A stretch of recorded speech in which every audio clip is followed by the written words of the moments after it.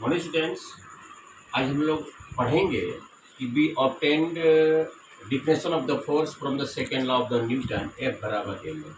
Newton ने क्या कहा था कि generated acceleration is the direct proportion to the force.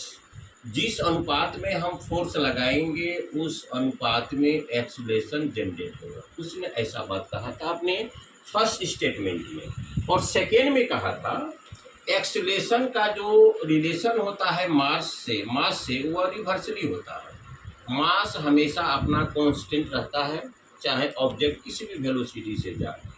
First और सेकेंड्स को अगर हम एडजस्ट करते हैं तो ए वेरिजेज F बटा m और ए बराबर K इंटू F बटा m।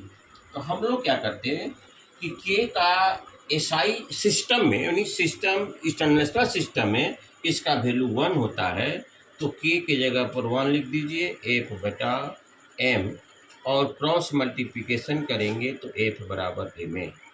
तो डियर स्टूडेंट्स, आज का हमारा टॉपिक्स रहा second law of the Newton.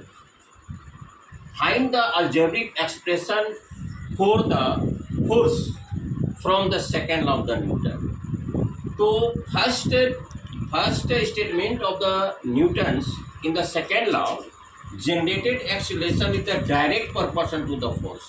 जितना हम फोर्स लगाएंगे उतना एक्सेलरेशन होगा, जितना हम एक्सेलरेशन करना चाहेंगे उतना फोर्स जनरेट होगा, लेकिन मास से वह रिवर्सली होता है। दोनों को एडजस्ट किए, ए वेरिजेज F बटा m आया, ए को K में कन्वर्ट कर दिए, कांस्टेंट है, और इंटरनेशनल सिस्टम में K का वैल्यू 1 होता है। K को हटाकर हम A बटा m कर दिए, क्रॉस मल्टीप्लिकेशन कर दिए, F बराबर m है। इस प्रकार से प्रूव हुआ। तो डियर फ्रेंड्स, ये एग्जाम के दृष्टिकोण से भी और न्यूमेरिकल वगैरह आप जब चले जाइएगा 10th क्लास में या वर्क एनर्जी में भी आपको यह भरपूर सहयोग करेगा। ग्रेविटी जो गुरुत्वाकर्षण का सार्वत्रिक नियम है उससे भी संबंधित आपको न्यूमेरिकल प्रश्न मिलेंगे।